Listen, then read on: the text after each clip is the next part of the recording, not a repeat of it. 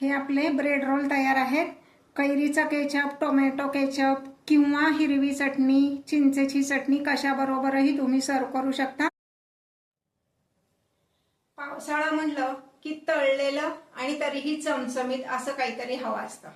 पण दरवेळेस कांदा भजी किंवा बटाटा भजी, बटाटे वडा असं नको असतं। म्हणून आज मी तुम्हाला एक नवीन पदार्थ दाखवणार आहे जो तळलेला पण आहे आणि चमचमीत पोटभरीचा पण आहे। नमस्कार, आऊचा खाऊ या YouTube चॅनलवर मी मेधा तुमच्या सगळ्यांचं मनापासून स्वागत करते।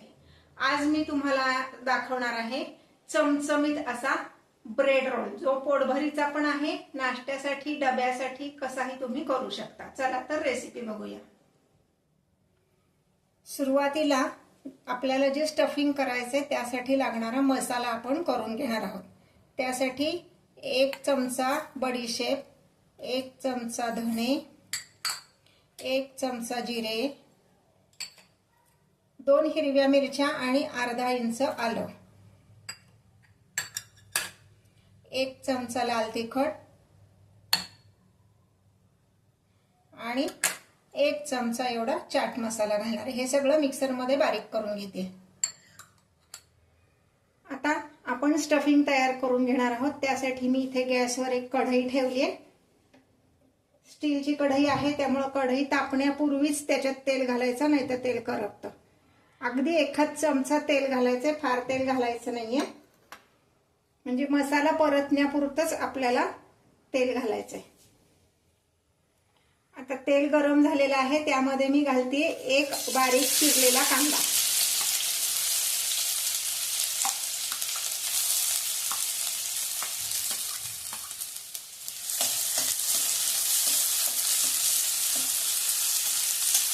कांदा छान गुलाबी होईपर्यंत परतून घ्यायचा आहे। यामध्ये आपण बाकीचं कुठलंही फोडणीचं साहित्य घालणार नाही, कारण आपण जे वाटण केलंय त्यामध्ये आपण धने जिरे घेतलेले आहेत, तेवढं पुरणार आहे। कांदा छान परतला गेलाय, म्हणजे करपवायचा नाहीये, पण तो असा मऊ झाला पाहिजे, किंचित त्याचा रंग बदलायला हवा। आता ह्यामध्ये मी घालते अगदी बारीक चिरून ढोबळी मिरची,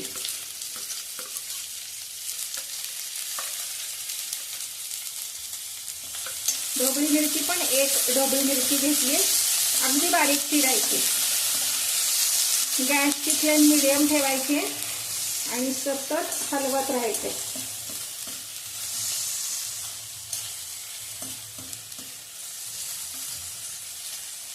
जेव्हा आपण स्टीलची कढई वापरतो की नाही, तेव्हा जरा मल्टीटास्किंग करता येत नाही, कारण त्याच्यात पदार्थ पटकन करपतो, त्यामुळे सतत हलवत आपल्याला काम करावं लागतं। याच्यामध्ये मी 1 पिंच एवढाच मीठ घालते, म्हणजे मग कांदा आणि ढोबळी मिरची पटकन शिजेल। ढोबळी मिरची घातल्यानंतर किती परतायचं, तर मिरचीचा रंग बदललेला आपल्याला कळला पाहिजे, म्हणजे मिरची शिजत आली की ती पांढरट दिसायला लागते। आता यामध्ये मी 1 बारीक किसलेलं गाजर आणि अर्धी वाटी एवढी कोथिंबीर घालणार आहे। गाजर मी काय केलंय, आपण जे आलं किसण्याची किसणी असते की नाही, त्या किसणीने किसले म्हणून ते इतकं बारीक झालंय। आता हे गाजर आणि कोथिंबीर घालते।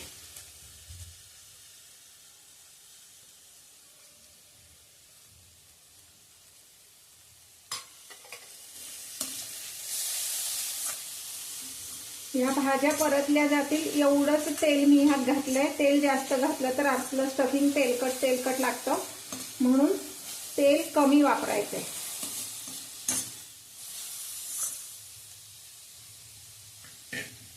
आता हा जो वाटून घेतलेला मसाला आहे तो मी ह्यात घालणार आहे।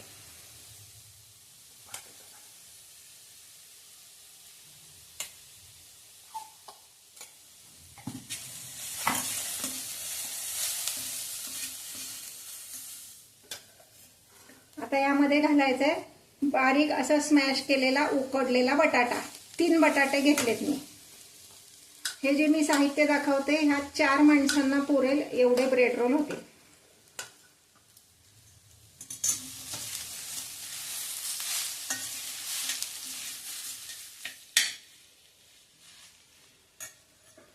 ह्यामध्ये घालणार आहे 1 चमचा मीठ आणि अगदी पाव चमचा एवढी साखर. आपण चाट मसाला घातलाय म्हणून किंचित साखर घालायची, म्हणजे त्याचे आंबट गोड अशी छान टेस्ट लागते. हे आता ही भाजी जरा कोरडी वाटते म्हणून मी काय करणार आहे, आपण जे मसाला वाटला होता की नाही तेच भांड, त्याला थोडासा मसाला होता म्हणून त्यात पाव वाटी फक्त पाणी घातलंय आणि ते पाणी मी ह्याच्यावर घालते, म्हणजे भाजी थोडीशी ओलसर होईल. आणि किंचित पाणी घातल्यामुळं मसाला सगळीकडे व्यवस्थित लागतो, मग मिक्स होतो व्यवस्थित. हे पहा, ही आपली भाजी तयार आहे. ही भाजी गार झाल्यानंतर मग आपल्याला ब्रेड रोल करायचे, त्यामुळं मध्ये आपल्याला एक अर्धा तासाचा वेळ आहे. तोपर्यंत थोडीशी पूर्वतयारी पण आपल्याला ब्रेड रोलची करायची, ती दाखवते. मी आता गॅस बंद करते. ही भाजी गार झाल्यानंतर आपण ब्रेड रोल करणार आहोत. आता ब्रेड रोल करण्यासाठी आपल्याला फक्त ब्रेडच्या मधला पांढरा भाग घ्यायचा आहे. ह्या ज्या कडा असतात ह्या आपल्याला काढून टाकायच्या आहेत, पण ह्या आपण वाया घालवणार नाहीये.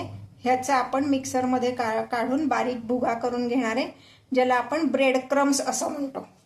ते सुद्धा आपण ह्या रेसिपीमध्ये वापरणार आहे.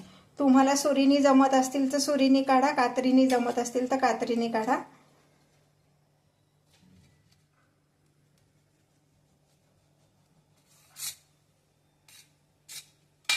ह्या पद्धतीने मी सगळं काढून घेते. अजून एक छोटीशी टिप्स सांगते. जो खालचा आणि वरचा जो स्लाइस असतो की नाही, हा पण वाया घालवायचा नाही. हा ब्रेड क्रम्स मध्ये घालून टाकायचा, कारण हा कोणाला खायला आवडत नाही जनरली. हे पहा, असं हे ज्या कडा होत्या त्या मिक्सर मधनं काढून घेतल्या कोरड्याच. त्यात काही पाणी वगैरे नाही घालायचं, म्हणजे हे असा रवाळ त्याचा हे ब्रेड क्रम्स तयार होतात. हे आता सगळं लागणार नाहीये, मी ह्यातलं निम्म बाजूला काढून ठेवणार आहे. नंतर कधीही आपल्याला कुठल्याही पदार्थात ते वापरता येतं. हे फ्रीजमध्ये महिनाभर व्यवस्थित टिकतं. आता इथे आपण मैद्याची पेस्ट करून घेणार आहे. त्यासाठी मी एक छोटी वाटी, म्हणजे जी नैवेद्याची वाटी असते तेवढा मैदा घेतलाय.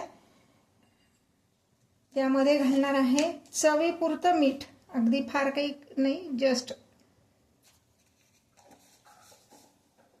आणि पाव चमचा एवढा चाट मसाला घालायचा आहे. आता ह्याची मी पेस्ट तयार करून घेणार आहे. मोजूनच पाणी घालून दाखवते. ज्या वाटेने मैदा घेतला त्याच वाटेने पाणी घालायचंय. एकच वाटी पाणी घातलंय, लागलं तर आपण नंतर घालू शकतो. अजून अर्धी वाटी पाणी घालणार आहे, कारण ही आपल्याला एकदम पातळ अशी पेस्ट हवी आहे. आता आपण रोल तयार करायला घेतो. हे जे कडा काढलेली स्लाइस आहे ही घ्यायची आहे. इथं मी एका बाउलमध्ये साधं पाणी घेतलेलं आहे. त्या पाण्यामध्ये जस्ट हा स्लाइस बुडवायचा आहे, फार ओला करायचा नाहीये.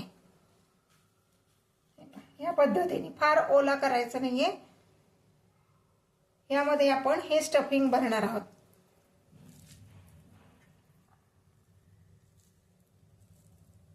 असा गोळा करायचा आहे, तो ह्यामध्ये ठेवायचा आहे आणि हे फोल्ड करायचे. असं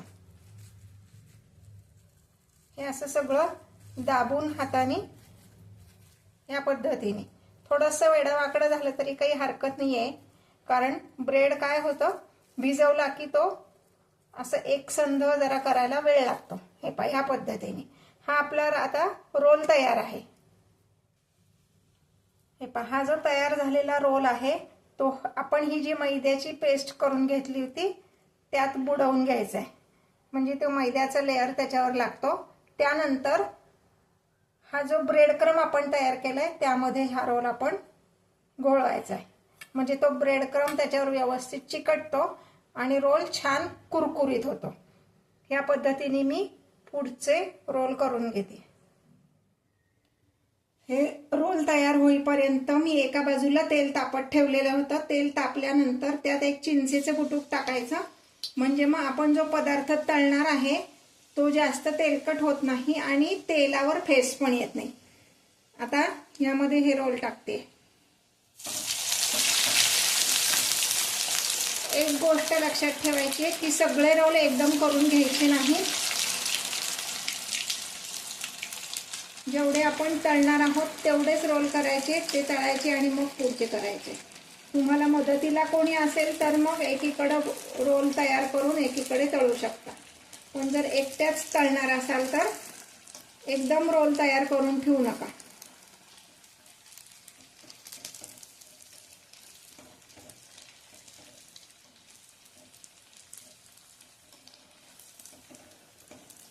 आपण जे मैद्याची पेस्ट केली आहे ती आणि ब्रेड क्रम्स याच्यामुळं रोल वरनं छान असे कुरकुरीत होतात आणि आतनं मऊ राहतात. मी ज्या रेसिपीज तुम्हाला दाखवते त्या आवडत असतील तर चॅनलला लाईक, शेअर आणि सबस्क्राईब करायला विसरू नका. जी चिंच घातली होती ती आता मी काढून घेते. छान गोल्डन कलरवर असे हे रोल आपण तळून घ्यायचे. हे पहा, हे छान तळून झालेले आहेत. आता मी एका प्लेटमध्ये काढते आणि ह्याच पद्धतीने बाकीचे पण रोल तयार करून तळून घेते. हे आपले ब्रेड रोल तयार आहेत. कैरीचा केचप, टोमॅटो केचप किंवा हिरवी चटणी, चिंचेची चटणी कशाबरोबरही तुम्ही सर्व करू शकता. मी कैरीच्या केचप बरोबर सर्व करते. ह्याची रेसिपी पण चॅनलवर दिलेली आहे.